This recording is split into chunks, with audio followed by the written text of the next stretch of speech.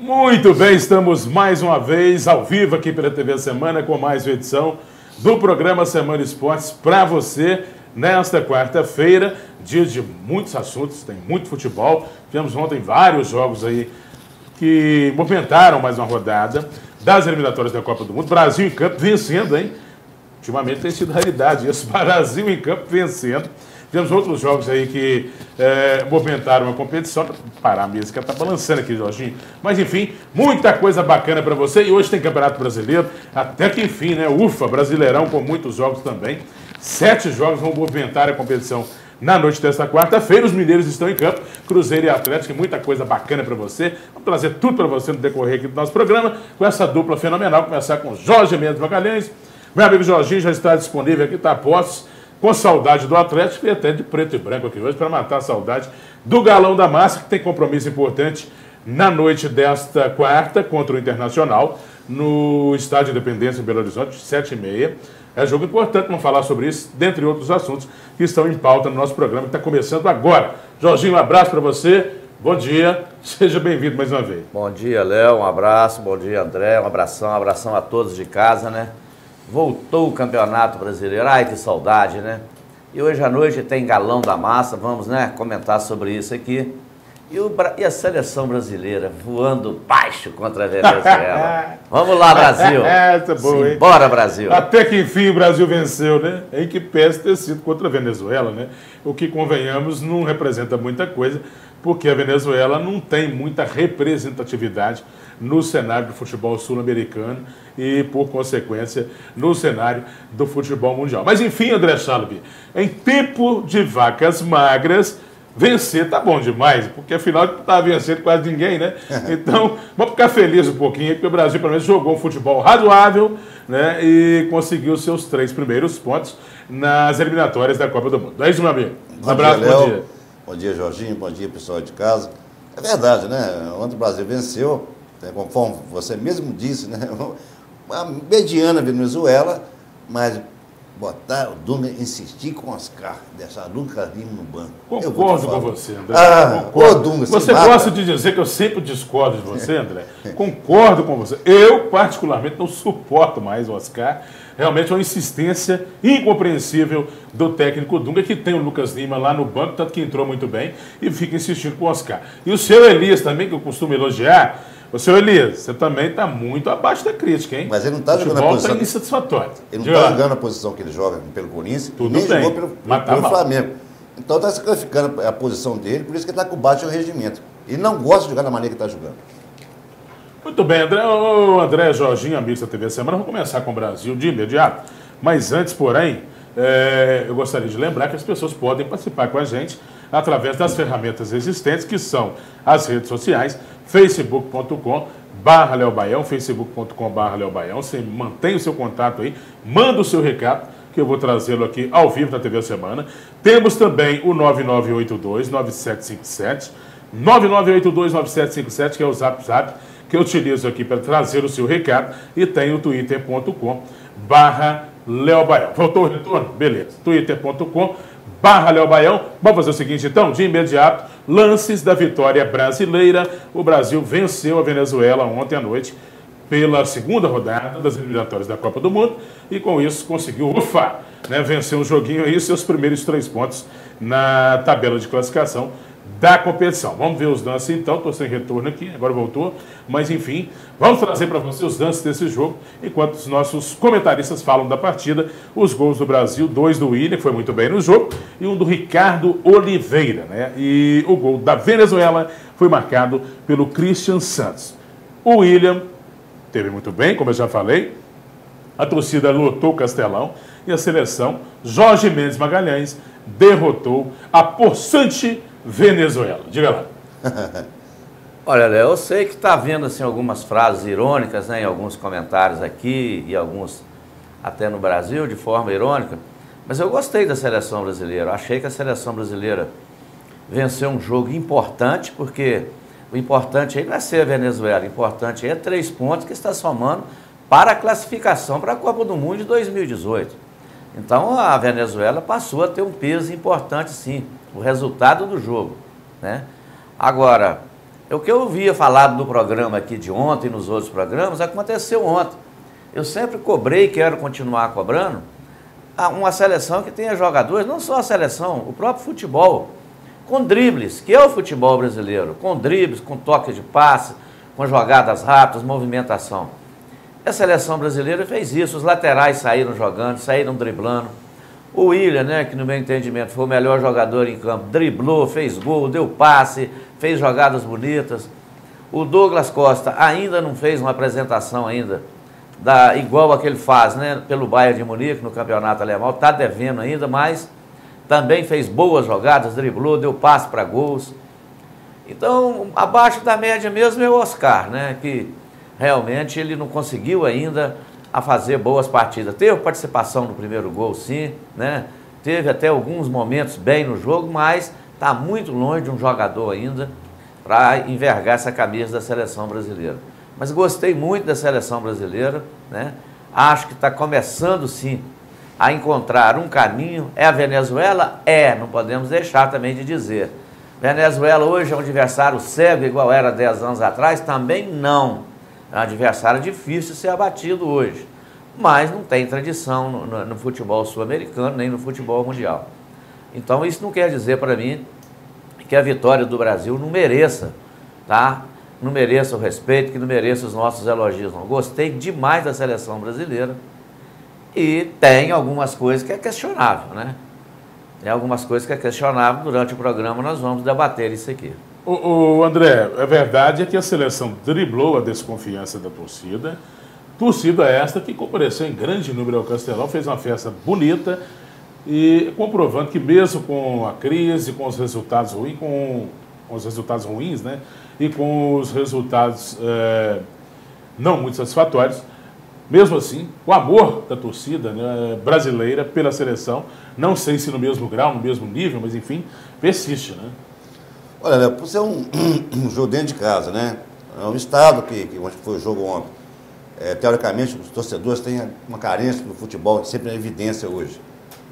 Então, é um motivo de ir sim, festejar e tal. Se tratando da seleção brasileira, houve um pouco da melhora. Eu acho que não é a seleção que a gente gostaria de ver. Principalmente por termos jogadores de potencial dentro do banco, que não começam como titulares. No caso do Lucas Lima, né?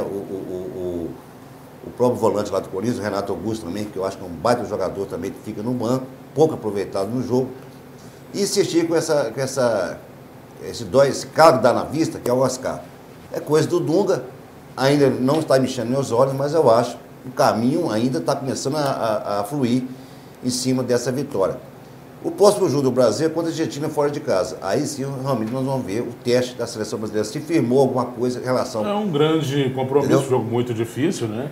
Mas a Argentina também não está lá essas coisas. Vamos falar no segundo bloco aí do tropeço da Argentina, que foi derrotada na estreia em casa e ontem a Argentina não venceu fora de casa, conseguiu empatar. Mas tem que lembrar também que o Brasil e a Argentina é um capítulo à parte, né? É como se fosse um campeonato à parte. E aí, a situação atual das duas equipes não entra em conta, não. Outra porque coisa clássico também, é aquela história, né? Você vê que ele mudou a coisa um pouquinho. muda a cada instante e é imprevisível. Você vê a questão do posicionamento do William ontem. Por que desde o primeiro jogo, até mesmo na Copa do Mundo, por que não põe o cara mais adiantado, o cara mais solto? Não. Ele prende às vezes no meio de campo, às vezes não tem aquele famoso 1-2 com quem jogar em outros jogos anteriores, e ontem ele ficou mais solto, tomando mais iniciativa. Então, quer dizer, faz o jogador ser o que realmente ele é. Você vê, por exemplo, o caso do Douglas Costa, que o Jorginho tanto elogia aqui no programa.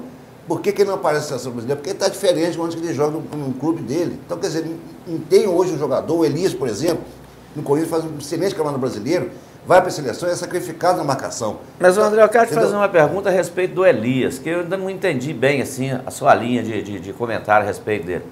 Você fala que na seleção ele não joga no lugar como ele joga no Corinthians. De origem, não. Você quer dizer questão de posicionamento ou que ele não consegue jogar? É porque o Dunga põe ele numa posição que não é. Mas qual que é a posição que ele joga no mais Corinthians? recuado da seleção. Está mais recuado na seleção brasileira. Não, no Corinthians ele tem mais liberdade. Tem mais liberdade. Mas ele tem na seleção não também. Não tem não, Jorge. Ele não avança porque ele não avança, pode, o Dunga não deixa. Porque não quer. O Dunga não deixa ele atacar. É porque... Não deixa. É porque vamos que avança e toma de 7. Não, minha questão é... Aí depois vai reclamar que Vamos dizer que vai ser Não, parecido com o Davi Luiz, que saiu feito um louco naquele 7-1, deixou a zaga de área e partiu para o ataque. Mas ontem o naquela goleada. o Elias saiu para o jogo, ele chutou, ele teve para marcar, não conseguiu. Porque é dentro de casa, Jorginho. Mas, então o time já estava ganhando o jogo. Então, porque lá fora não faz a mesma mas função. é diferente, André. Não é, você não pode sair, André.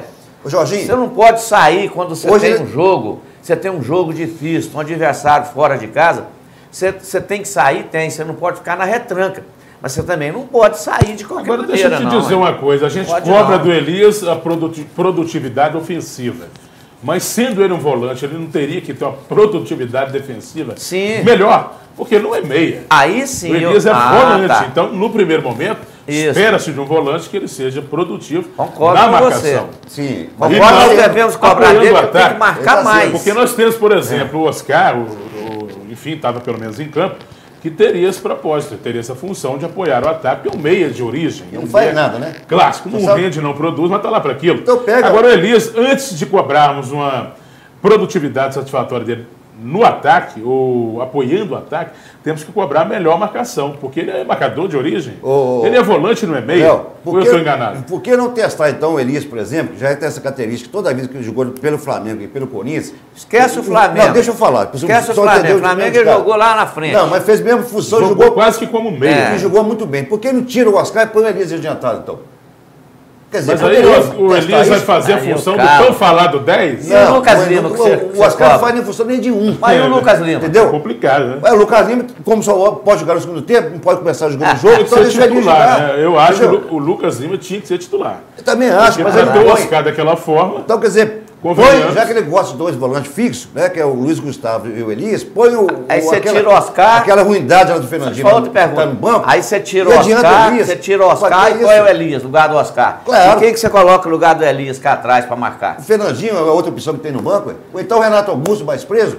Testa o jogador. Aí então você tira o Elias, troca. Aí no Corinthians o Renato Augusto joga na frente e o Elias joga atrás. Na seleção você põe o Renato Augusto atrás. Jorginho, ô André, me ajuda aí. Tudo que é possível no lugar do Oscar e explorar do máximo. Peraí, deixa eu completar, dá licença.